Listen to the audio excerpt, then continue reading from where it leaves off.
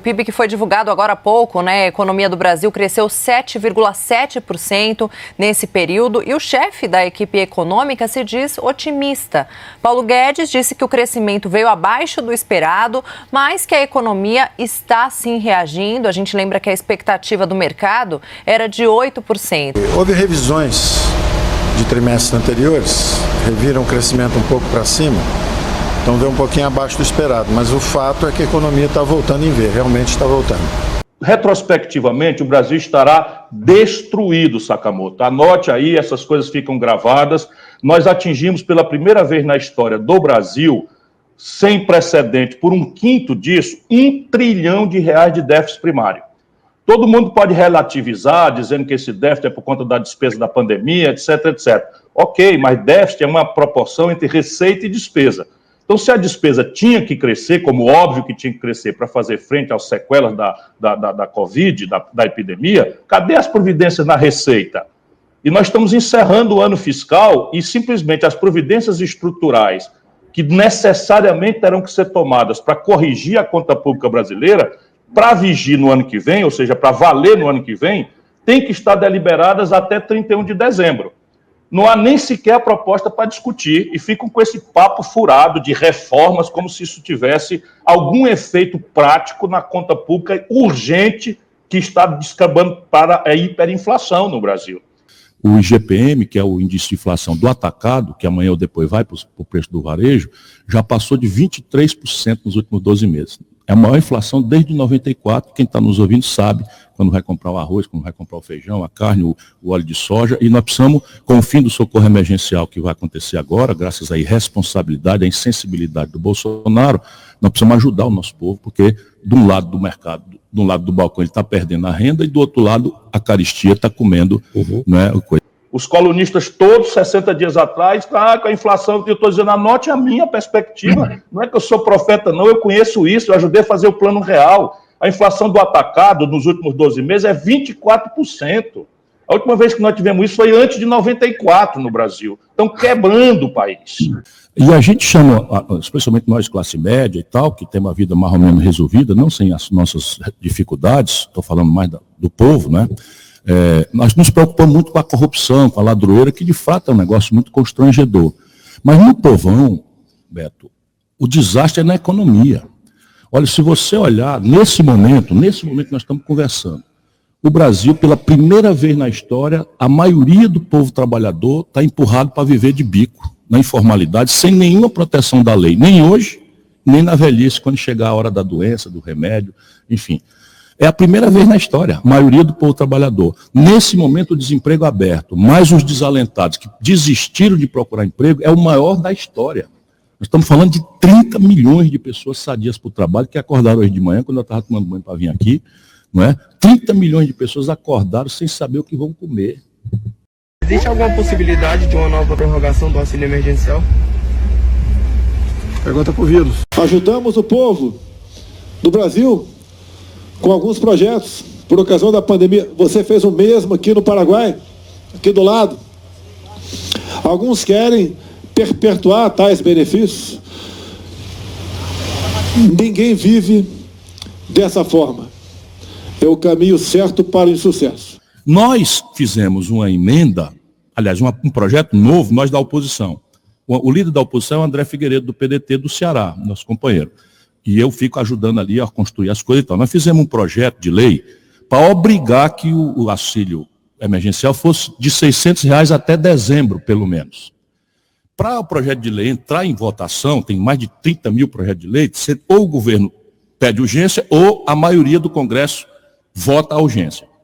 E aí, isso é que é a verdade verdadeira que o povo precisa saber. Aí nós fizemos o projeto de lei para obrigar que os R$600 não fosse uma autorização, mas uma obrigação do governo até dezembro, R$600. Aí fizemos o requerimento de urgência, e quando foi votar, o Bolsonaro puxou a tropa dele para votar contra esse requerimento de urgência e botar no arquivo o projeto de lei. O deputado daqui, filho do candidato, votou contra o requerimento e derrubou o projeto. O Wagner, de Fortaleza, que também está associado aqui, que é o chefe da milícia, dos quadrilheiros que quase mataram o Cid, que tem candidato aqui também, votou contra o requerimento. Então a gente diz, as pessoas dizem assim, votou contra o auxílio emergencial? Não. Honestamente, eles não votaram contra o auxílio emergencial. Eles votaram contra o requerimento que obrigava que o auxílio emergencial fosse de R$600 até dezembro. A obrigação, né? Isso, obrigando o governo. Aí virou uma faculdade, o que é que o governo fez? Derrubou para 300 e agora em dezembro acaba. Sem nada para botar no lugar. Você imagina a família que está nos ouvindo agora, que tem no auxílio emergencial de R$300 um bocado para comer. Já não está dando porque o preço do arroz espocou, o preço do feijão espocou, o preço da carne espocou, o preço do óleo de soja espocou. Imagine, nós temos plano para isso, vamos fazer frente de trabalho. Vamos agora até o centro do Rio, onde tem uma fila enorme de pessoas que procuram uma oportunidade de emprego. O Fred Justo está acompanhando. Boa tarde, Fred.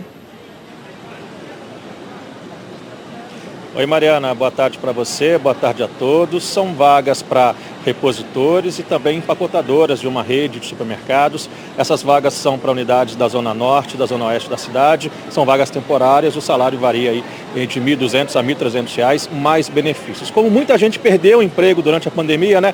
Tem muita gente precisando trabalhar, o resultado é esse que a gente vai ver aqui agora, nas imagens do Paulo César Júnior. Olha, uma fila longa aqui no centro, ela começa aqui no meio do quarteirão da Avenida Chile, ela vai passando, a gente vai mostrar agora aqui, vai dar um passeio aqui nas imagens, olha, ela vai até o fim do quarteirão, vira a Rua Santa Luzia e já está lá no outro lado, na Avenida Rio Branco, ali perto da Cinelândia. Então tem muita gente, as pessoas começaram a chegar aqui por volta de 2 da manhã, a gente tem conversado aqui com as pessoas, a gente chegou 6, 7 da manhã. O IBGE acabou de divulgar a pesquisa PNAD Covid-19 e o número de desempregados durante a pandemia aumentou em outubro. 13.800.000 pessoas estão procurando emprego, uma taxa de desemprego de 14,1%, número recorde para a pesquisa que é feita desde maio e vem aumentando porque, com a flexibilização das medidas de isolamento, mais gente está buscando trabalho.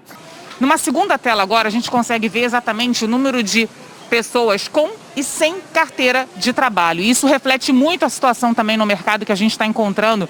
Isso porque o número de empregados com carteira de trabalho assinada está estimado ali em 29,4 milhões. Isso teve uma queda de 788 mil pessoas. Já o número de empregados sem carteira assinada no setor privado apresentou um aumento, ou seja, mais 374 mil pessoas nessa situação. Os dados estabelecem outros recordes tristes, como quase 6 milhões de desanimados, que são aqueles que desistiram de procurar trabalho por falta de oportunidades. Por isso, eles não aparecem nas estatísticas de desemprego.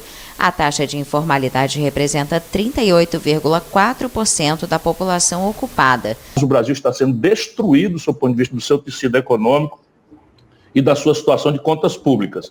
E a miséria de massa vai causar, no fim do socorro emergencial, vai causar distúrbios sociais muito preocupantes. Esse é o vaticínio que eu sinto, né? A obrigação de advertir e especialmente pedindo a Deus que eu esteja enganado, porque essa é a percepção que eu tenho. O desenvolvimento não é uma consequência fatalista do acaso. Getúlio, entre 1930 e 1980, o Brasil cresce 6,25% ao ano em média. Isso significa que em momentos de crise aguda, nós tivemos 15% de crescimento em alguns anos. Não foi uma coisa muito inusual o Brasil crescer acima de 10 pontos percentuais em função de uma coordenação estratégica imaginada pelo Getúlio e consolidada naquilo que resumidamente se chama nacional-desenvolvimentismo, mas é uma luta óbvia para modernizar, diversificar o perfil produtivo brasileiro, saindo da monocultura da cana e do café, que não agregam tanto valor, para uma indústria que virou a 15ª do planeta Terra. O Brasil não era nada quando essa gente tomou essa decisão audaciosa, e a infraestrutura correlata e as energias a isso conexas, né? A Chesf, a Petrobras, é a mineração da Vale do Rio Doce, é a base siderúrgica da CSN. É impressionante. Porque você pode até discutir privatização, mas não é possível que a nação brasileira, os jovens, não se incomodem com o seguinte fato. Ao longo de 50 anos, o Brasil cresceu 6,25% ao ano, e de 1980 para 2010 cai para 2,2% ao ano, e de 2010 para 2020, na hora que nós estamos discutindo essas questões brasileiras, o país cresce a zero, nascendo 2 milhões de novos bebês no nosso país por ano. com esses canalhas colocando com status constitucional sem precedente na literatura, nem na prática de nenhuma nação do mundo, um teto de gasto por 20 anos, que congela todos os gastos com saúde, educação, infraestrutura, investimento, e deixa livre o gasto corrente, que é gasto corrente, com dívida pública.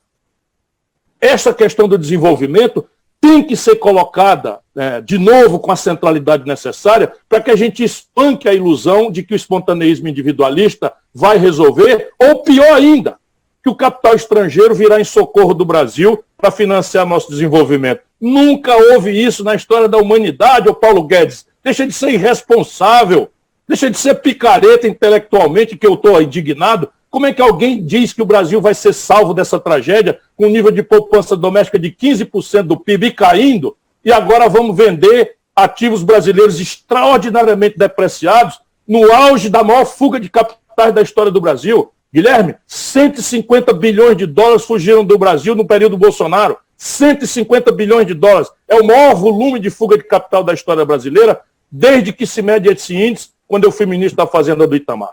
No Brasil, você tem como resolver o problema. É muito importante que a sociedade brasileira saiba. Agora, para resolver o problema, tem que chamar um debate honesto com as pessoas. Então, vamos lá. O Brasil, esse ano, com essa barafunda toda, essa quebradeira toda, está dispensando mais de 300 bilhões de reais de imposto devido. Não estou falando de sonegação, que é enorme. É isenção fiscal, por exemplo, de empresas que não têm nenhum retorno.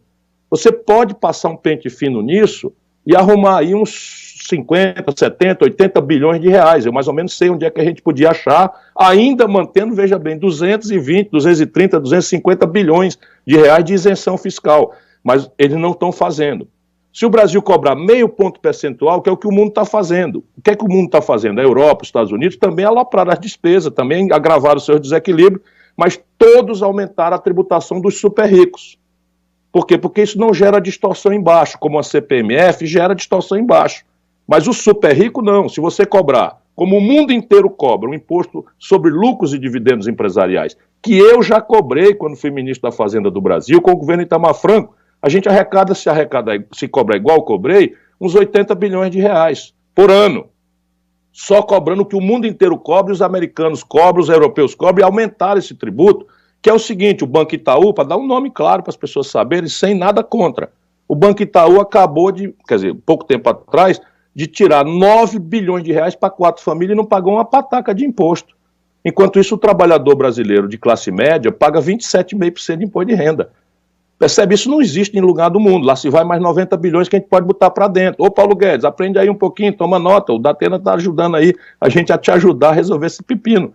Mas o que é o problema? O problema tudo é interdição mental. Se a gente cobrar, Datena, 0,5% a 1% dos grandes patrimônios acima de 25, 30 milhões de reais, a gente arrecada mais 70 bilhões de reais. Sabe qual é a distorção que isso gera? Nenhuma. Pode ser provisório, meio ponto, ó, super rico. Vocês aí vamos ajudar aqui, é uma transição para a gente equilibrar a conta, porque senão é que nem cuspir para cima. Na hora que você não resolve a conta se resolve na superinflação, que já começou para o povo. Porque esses números de inflação, eles são médias. Então, o preço da diária de um hotel de luxo cai, porque o turismo despencou, eu pego a queda e rebato com o preço do feijão, que subiu 30%, o preço da carne, que subiu 20 e tantos por cento, o preço do óleo de soja, que subiu 20 e tantos por cento, o preço do arroz, que subiu 30%, o preço do óleo diesel, que está subindo e arrebentando o custo de frete dos caminhoneiros, o preço do gás de cozinha, que está aloprando R$80 na casa da mãe de família do interior do Brasil ou da nossa periferia de São Paulo. Agora, qual é a tragédia de botar gente despreparada e estagiária na presidência da República? Existe, Datena, solução. Eu já mostrei aqui algumas, eu não quero ser mais chato do que eu já fui, só que eu queria dar algum sopro de confiança no povo brasileiro nessa hora trágica. Porém, essas coisas têm que ser feitas obedecendo a um princípio da Constituição que chama princípio da anterioridade. O que é o princípio da anterioridade? Só posso mudar a estrutura de impostos, de tributação de um país para ela ter vigor no ano fiscal seguinte. Ou seja, nós estamos caminhando para metade de novembro, falta 45 dias em número redondo para o ano acabar, e esses caras nenhuma proposta têm. Essa é a tragédia de um despreparado como o Paulo Guedes e um tarado, amalucado, boçal, imbecil como o Bolsonaro na presidência da República. Percebe? Então, 45 dias falta para a gente tomar decisões que, se tomadas agora, tem efeito no ano que vem. Se não for tomada agora, se for tomada só em 2021, só vai ter efeito em 2022. Aí, meu irmão, Maria já foi pro brejo.